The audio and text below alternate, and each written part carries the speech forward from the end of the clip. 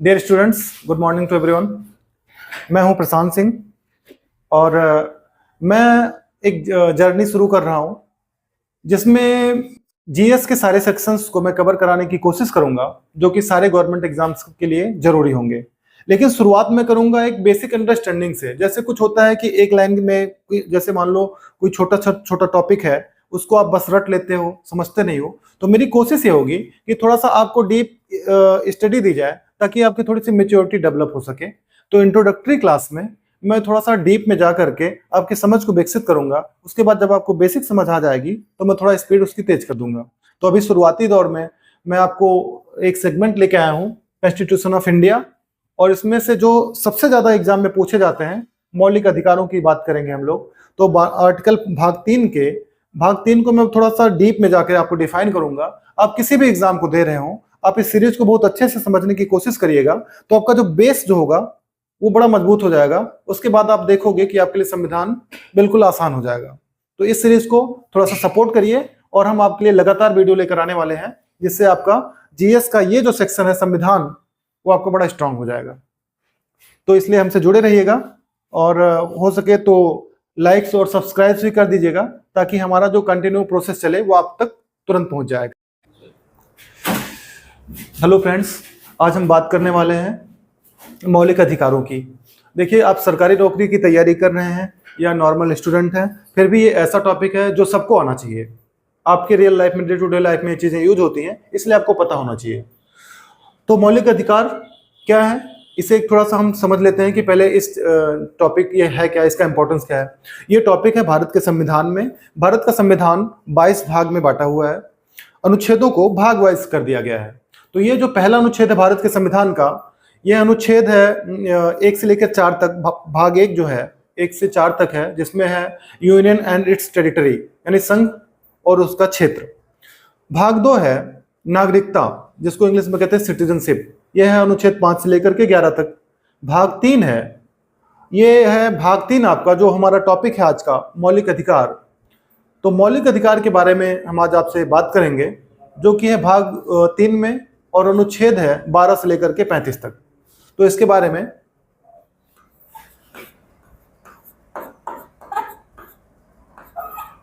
मौलिक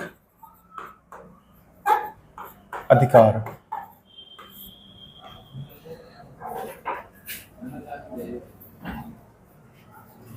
तो मौलिक अधिकार में हम बात करेंगे आर्टिकल 12 से लेकर के 35 तक जो कि है। आर्टिकल 12 है, बात करता है आपके राज्य के बारे में। राज्य क्या है? राज्य एक मिसअंडरस्टैंडिंग है जो बच्चों में वो रहती है कि जनरली वो स्टेट प्रोविंसेस को राज्य समझते हैं, जैसे यूपी, बिहार, एमपी को। वो राज्य नहीं है। और राज्य आपका होगा एक डिफिनीशन, ये डिफिनीशन है राज्य की, यानी कि जो हमारा संविधान जिसे राज्य कहता है वो ये है कि जितनी भी सरकारी मशीनरी आप देख पा रहे हो, जैसे कि पार्लियामेंट, राज्यों की विधानसभाएं, और राज्यों की विधानसभाओं के बाद जितने सेंट्रल यूनिवर्सिटीज हो गए, सीबीआई हो गई, पुलिस हो गई, या कोई आपकी नजर में प्राइवेट संस्थान है लेकिन वो उस किसी पार्टिकुलर टाइम में गवर्नमेंट का कोई काम पे अपॉइंटेड है, जैसे कि कोई प्राइवेट संस्थान है हाईवेज बना रही है, कोई प्राइवेट संस्थान है पोर्ट बना रही है और गवर्नमेंट की तरफ से उसको अपॉइंट किया गया है, तो उस समय के लिए, उस टाइम के लिए वो भी राज्य के अंतर्गत आएगी। तो डिफिनेशन ऑफ स्टेट में क्या क्या आता है? मौलिक अधिकार, मैंने कहा आपसे पहले ही कि ये 12 से लेकर के 35 तक, अनुच्छेद 12 से लेकर के 35 तक गिवन है, 35 तक में है। अब अनुच्छेद 12 से 35 तक में सबसे पहले आर्टिकल 12, ये है definition of state, definition of state. अब डेफिनेशन ऑफ स्टेट में क्या क्या आएगा? इसमें मैं पॉइंट में आपको बता दूं,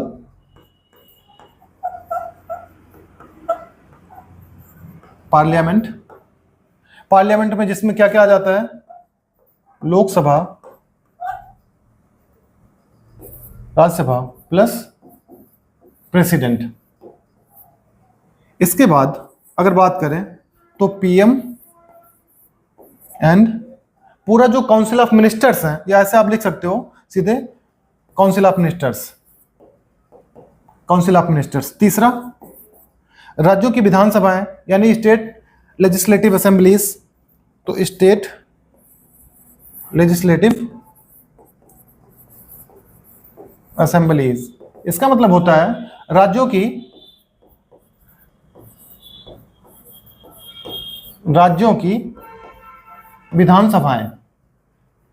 विधानसभाएं, पूरा का पूरा पार्लियामेंट, यानी कि जितने राज्य हैं सबके सबकी जितनी विधानसभाएं हैं वो सब स्टेट के डेफिनेशन के अंतर्गत आएंगी, यानी वो सब स्टेट होगा। यानी कि पूरा पार्लियामेंट का कहोगे आप स्टेट है, पूरा विधानसभा है उनको कहोगे आप स्टेट है, सीएम है और उनका पूरा कैबिनेट है आप उनको कहोगे स्टेट है। इसके अलावा जितनी भी सरकारी मशीनरी, मैंने पहले इस सप्ताह जितनी भी सरकारी मशीनरी है जो पूरा गवर्नमेंट का सिस्टम है, जैसे कि हो गया पुलिस, सीबीआई, पुलिस और सीबीआई, या आजकल खूब चल रहा है ईडी, अक्सर आप सुनते होंगे इन्फोर्समेंट डायरेक्टरेट, इसका मतलब होता है प्रवर्तन निदेशालय। अगर कहीं से भी मान लो आपने बिना टैक्स चुकाए 500 करोड़ रुपए इधर उधर कर रहे हो, या 1000 करोड़ रुपए आप अमेरिका भेज रहे हो, यहाँ पे टैक्स नहीं चुकाया है, यहाँ पे इसको कहते हैं ब्लैक मनी। जिस पैसे में आपने गवर्नमेंट को टैक्स चुकाए बिना, गवर्नमेंट को रिफॉर्म किए बिना, गवर्नमेंट को उसका टैक्स चुकाए बिना पैसे का हेर फेर करते हो, वो ब्लैक मनी के अंतर्गत आता है। अब ऐसे में इन्फोर्समेंट डायरेक्टरेट ये सब जो है आजकल बड़ा एक्टिव है, ये जहां भी पैसे का लेन देन होता है अवैध रूप से वहां ये एक्टिव हो जाता है। तो ये भी अगर कहीं पे है संस्था, वो भी कहोगे आप कि वो राज्य की डेफिनेशन के अंतर्गत आता है। इसके अलावा अन्य अदर संस्था, अदर ऑर्गेनाइजेशन यानी कि अन्य संस्थाएं मतलब ये अगर कोई प्राइवेट अधिकरण है और जो कि कोई ऐसा अधिकरण जो कि गवर्नमेंट की ड्यूटी पे है, तो उसे भी आप कहोगे कि वो स्टेट के अंतर्गत आता है।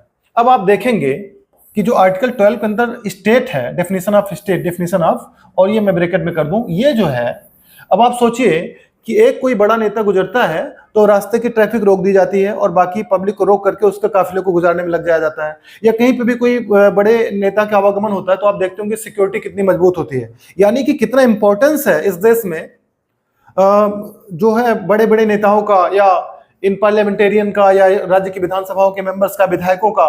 तो इन सब को देखते हुए ये माना गया, डॉक्टर अम्बेडकर साहब ने ये फील किया कि जो सिस्टम है, जो गवर्नमेंट की मशीनरी है, या जो पार्लियामेंटेरियन है, या जो विधानसभाएं हैं, पूरी विधानसभा है, ये काफी स्ट्रांग है। देश के अंतर्गत अगर कुछ पावरफुल कोई संस्था है, कोई ऑर्गेनाइजेशन है, तो वो सब यही संस्थाएं हैं। जैसे कि पूरा पार्लियामेंट हो गया, पीएम और उसका कैबिनेट हो गया, या स्टेट की विधानसभाएं होगी, या जो गवर्नमेंट की मशीनरी में बाकी उसके ऑर्गेनाइजेशन है गवर्नमेंट की, ये सब हो गए। ये सारे मिल करके एक मजबूत ऑर्गेनाइजेशन का रूप ले लेते हैं। ठीक, तो देश में अगर देखा जाए तो जैसे आप स्टेट की डिफिनेशन पढ़ोगे आपको पता चल जाएगा कि स्टेट जो है बहुत पावरफुल है। ठीक, तो इस स्टेट, और ये जो है स्टेट आपका ये पॉलिसी मेकिंग का काम करते हैं। देश कैसे चलेगा, अब तो राजा है नहीं कि कोई राजा बैठा हो, जो पहले मुगल शासक थे या उससे पहले और शासक हुआ करते थे, वो सबसे ज्यादा स्ट्रॉन्गेस्ट अपनी पावर को एंजॉय करते थे। अभी क्या है, अभी संविधान आ गया है, तो संविधान के अकॉर्डिंग किसको पावर मिल गई है, स्टेट को पावर मिल गई है। यानी कि राजा की जगह पे अब ये पूरी मशीनरी, आप पूरे देश में देखोगे कि कौन शासन कर रहा होता है, ये पूरी मशीनरी होती है जो आपको मैनेज कर रही होती है। पूरे देश को आगे ले जाने का काम ये मशीनरी कर रही होती है, लेकिन ये मशीनरी बहुत पावरफुल है। अब इस मशीनरी को ये अपने पावर में ही रहे, अपनी हद में रहे, जनता का कल्याण करती रहे, इसके लिए तो इसको पूरी छूट दे दी गई है कि आप जनता की जो है लोक कल्याणकारी से जितने भी काम करना चाहो आप करो। लेकिन कहीं अगर सरकार इसका उल्टा काम करने लगे, तो अपने पावर का इस्तेमाल और जनता को कमजोर करने में करने लगे, तो अगर ये पूरी मशीनरी, ये जो आप पूरी मशीनरी देख पा रहे हो कि पूरा पार्लियामेंट, पूरी की पूरी विधानसभा है, अगर ये पूरा सिस्टम जनता को और कमजोर बनाने लगे तब क्या होगा। तो इससे बचने के लिए अंबेडकर साहब ने एक रास्ता निकाला। वो रास्ता क्या था, आर्टिकल जस्ट इसके बाद का अनुच्छेद आर्टिकल 13। अब आप ये तो समझ गए होंगे कि स्टेट के डिफिनेशन से ही आपको पता चल गया कि स्टेट में क्या क्या आते हैं और ये कितने पावरफुल हैं। तो अगर देखा जाए, आप इमेजिन करिए कि क्या केंद्रीय कैबिनेट से ज्यादा भारत सरकार में, इंडिया के अंदर केंद्रीय कैबिनेट से ज्यादा कोई और संस्था पावरफुल हो सकती है क्या, या पावरफुल है क्या, या इससे बड़ा कुछ भी, इससे ज्यादा पावरफुल क्या है भाई। आर्मी यहाँ पे है, पुलिस यहाँ पे है, पार्लियामेंटेरियन यहाँ पे है, सारी राज्य की विधानसभाएं यहाँ पे हैं। तो आप समझ सकते हो स्टेट की डिफिनेशन पढ़ के ही कि स्टेट से ज्यादा पावरफुल इंडिया में कुछ भी नहीं है या कोई भी नहीं है। ठीक, तो अब आप स्टेट की डिफिनेशन पढ़ने के बाद, बिना स्टेट की डिफिनेशन पढ़े आप ये जान लीजिए कि आप नहीं समझ पाएंगे पूरा संविधान। जब आप स्टेट को जान जाएंगे, इसके पावर को जान लेंगे, तब आपके मन में यह आएगा कि हाँ ठीक है, अब आगे पढ़ते हैं, आगे की कहानी क्या है।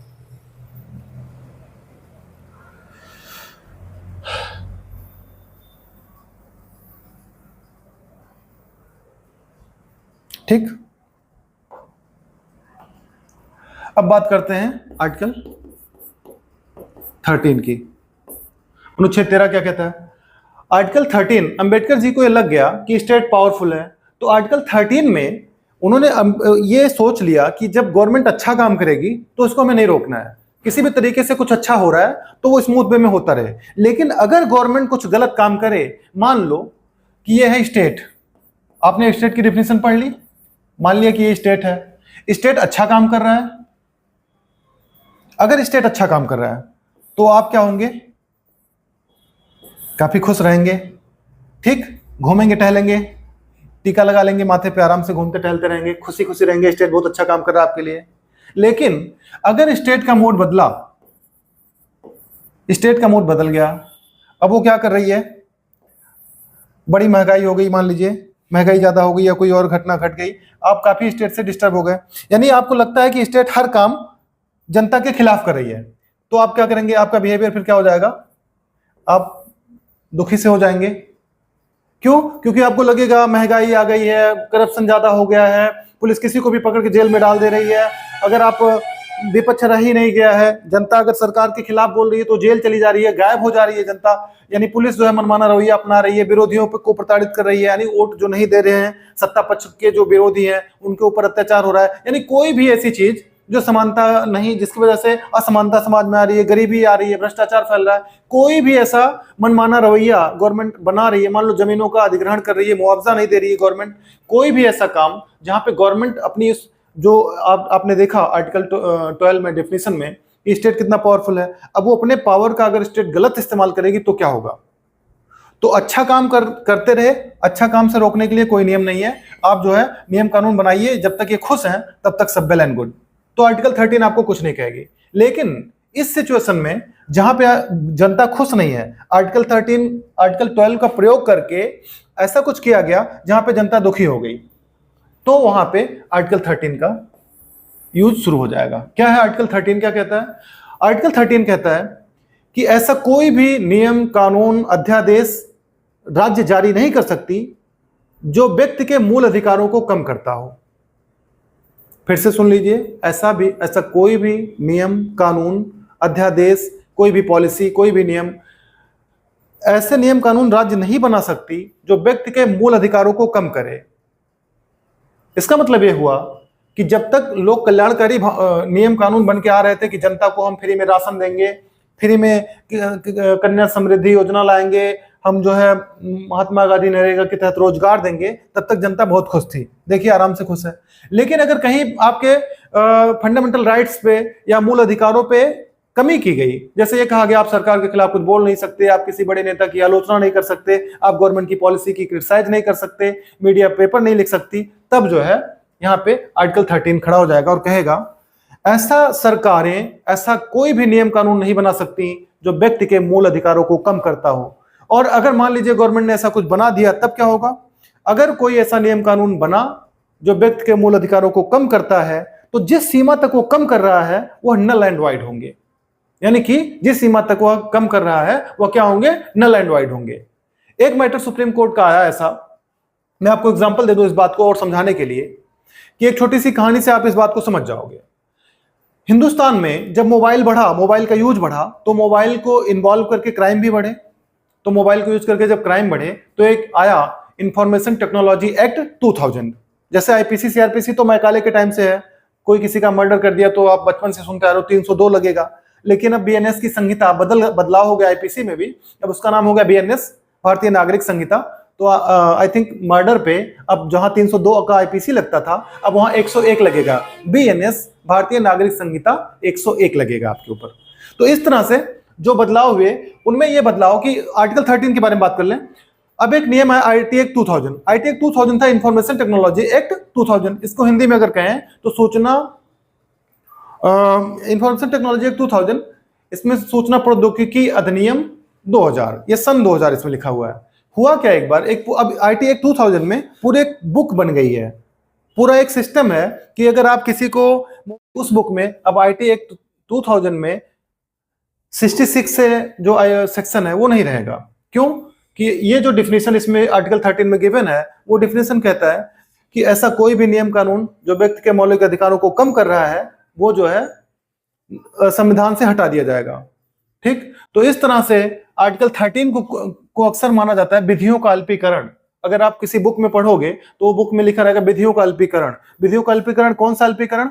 जब सरकारें कुछ अच्छा काम कर रही हैं, जनता के हित में काम कर रही हैं, तो उसमें कुछ नहीं किया जाएगा। लेकिन अगर गवर्नमेंट जनता के मौलिक अधिकारों के या जनता के खिलाफ कोई काम कर रही है तो अनुच्छेद 13 उस नियम को शून्य कर देगा।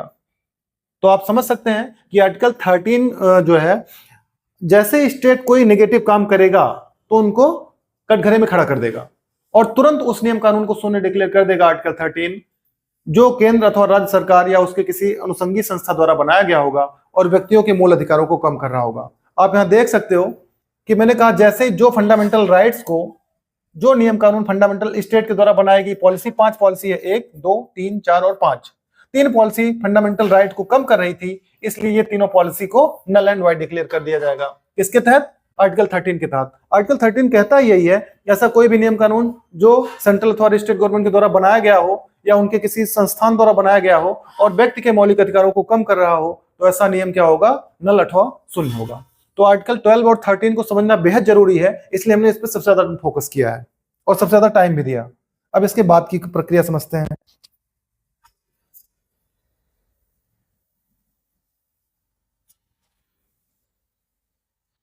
अब आ जाते हैं 14 से 18 तक। मैंने पहले ही कहा कि आर्टिकल 12 टू 35 यानी अनुच्छेद 12 से लेकर के 35 तक मौलिक अधिकारों का वर्णन है। आपने 12 पढ़ लिया कि डिफिनेशन ऑफ स्टेट है और डिफिनेशन में आपने देखा कि पूरी पार्लियामेंट, राज्यों की विधानसभाएं, पुलिस, सीबीआई, सेंट्रल यूनिवर्सिटी सब आ जाते हैं।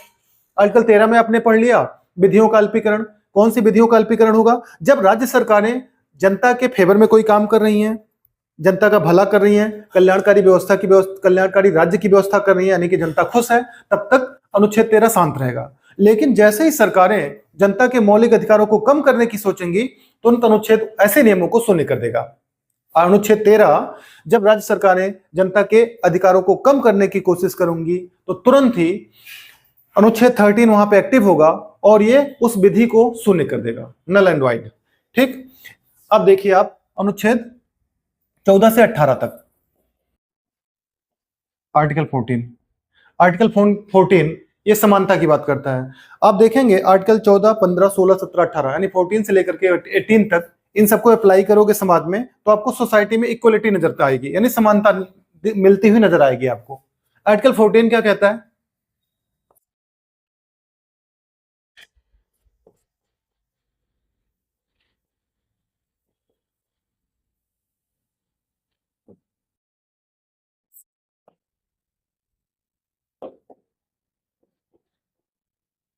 यानी कि इक्वलिटी बिफोर द लॉ, कानून के सामने सब बराबर होंगे।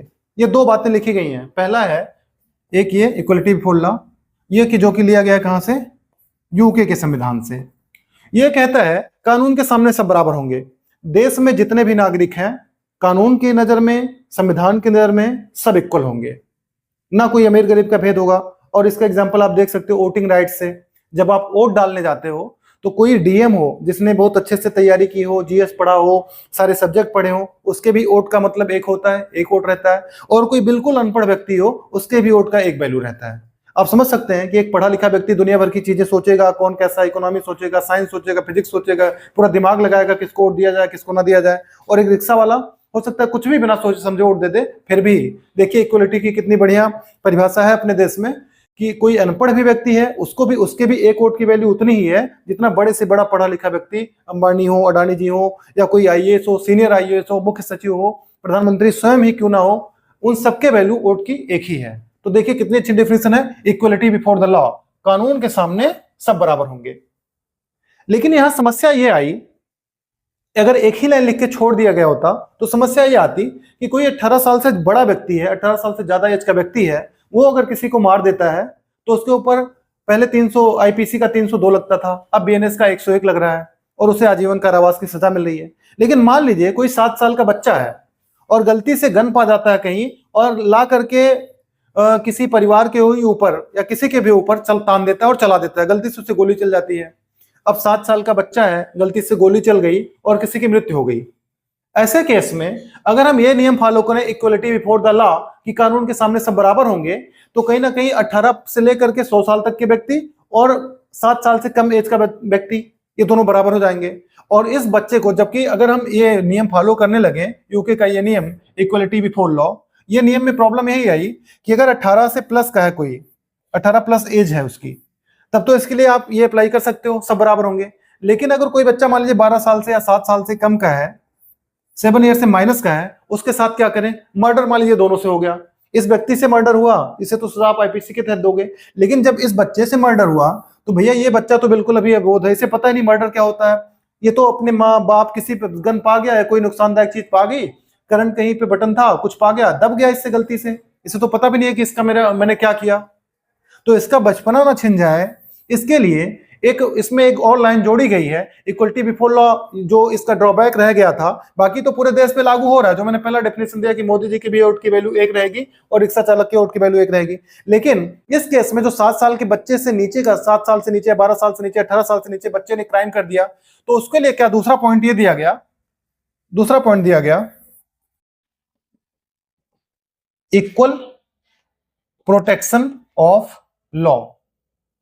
ये आप देखोगे तो ये यूएसए के कॉन्स्टिट्यूशन से लिया गया है। यूएसए, इसका मतलब क्या हुआ? समानों में समानता। इक्वल प्रोटेक्शन ऑफ लॉ मतलब ये होगा कि जो समान है उनमें समानता देखी जाएगी, यानी कि जो 18 साल से प्लस के हैं उन सब में समानता हम देखेंगे, लेकिन जो उसके बाद के हैं उनको उस हिसाब से देखेंगे। तो ये अगर केवल एक ही लाइन रहती तो हमें मजबूर होकर के जो सजा हम 18 साल के लोगों को दे रहे हैं वही सजा हमें 12 साल से कम एज के बच्चों को भी देनी पड़ती, क्योंकि ये कोई भी कह देता आके सुप्रीम कोर्ट में कि महोदय इक्वलिटी बिफोर लॉ, कानून के सामने सब बराबर है, तो सबको सजा भी बराबर मिलनी चाहिए। तो ये दूसरा प्रोटेक्शन लाया गया और इसमें कहा गया इक्वल प्रोटेक्शन ऑफ लॉ, यानी कि कानून का एक समान संरक्षण होगा। यानी उस हिसाब से अगर 7 साल से छोटा कम एज का कोई है, या मान लीजिए एक छोटा सा एग्जाम्पल लेते हैं, बस में आप ट्रेवल कर रहे हो, एक 5 साल से कम एज की बच्ची अपनी माँ की गोद में यात्रा कर रही है और कोई क्लास 12 में पढ़ने वाली बच्ची अपनी माँ के साथ यात्रा कर रही है। अब मान लीजिए टिकट कंडक्टर जब आया तो जो बच्ची गोद में यात्रा कर रही है उस बच्ची से पैसा नहीं लिया गया, और जो बच्ची अपनी माँ के बगल में बैठ के यात्रा कर रही है, जो क्लास 12 में है, लगभग 18 साल के आसपास उसकी एज है, 17 साल के आसपास एज है, बस बड़ी है और एक सीट पे बैठी हुई है। ऐसे में बड़ी लड़की उठती है और कहती है कंडक्टर से कि भैया पैसा हम भी नहीं देंगे, क्योंकि आप जो बच्ची अपनी माँ की गोद में यात्रा करी आपने उससे पैसा नहीं लिया। क्योंकि और ये भी पढ़ दे कि इक्वलिटी बिफोर द लॉ, कानून के सामने सब बराबर होते हैं।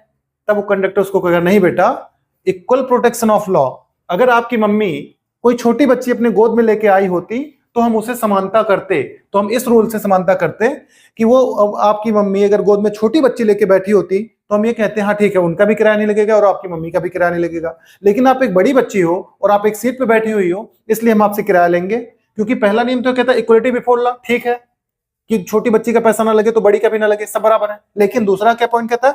Equal protection of law. Equal protection of law मतलब होता है कि समानों में समानता देखी जाएगी, कानून का एक समान संरक्षण होगा।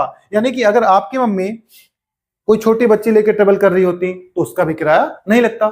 तो इस तरह से आर्टिकल 14 के अंतर्गत 2 बातें लिखी गई हैं और बच्चे अक्सर इसमें कंफ्यूज रहते हैं कि दोनों बातों में अंतर क्या है, क्या कैसे इसको समझें। तो आप यहाँ पे आप समझ सकते हो कि इक्वलिटी बिफोर लॉ बड़े बड़े मैटर में, सारे मैटर में सब समान होंगे, लेकिन कहीं पे कोई माइन्यूट सा डिफरेंस आता है, जहां मैंने छोटे बच्चे का एग्जाम्पल लिया 7 साल वाला, या कोई बस में यात्रा करने का एग्जाम्पल लिया, तो दूसरी लाइन आने से आपको ये सुविधा मिल गई, ये 7 साल वाले बच्चे को जो रिलीफ मिलनी है वो यहाँ से मिल जा रही है आपको, और जो छोटी बच्ची की टिकट और बड़े बच्ची के डिस्प्यूट था वो यहाँ से सॉल्व हो जा रहा है। तो आर्टिकल 14 में ये 2 बातें लिखी गई हैं और ये दोनों को डिफरेंस आपको समझना आसान हो जाएगा। ठीक है, इसके बाद मिलते हैं नेक्स्ट क्लास में इसी वीडियो क्लास के माध्यम से। तब तक आप लोग चैनल से जुड़े रहिए।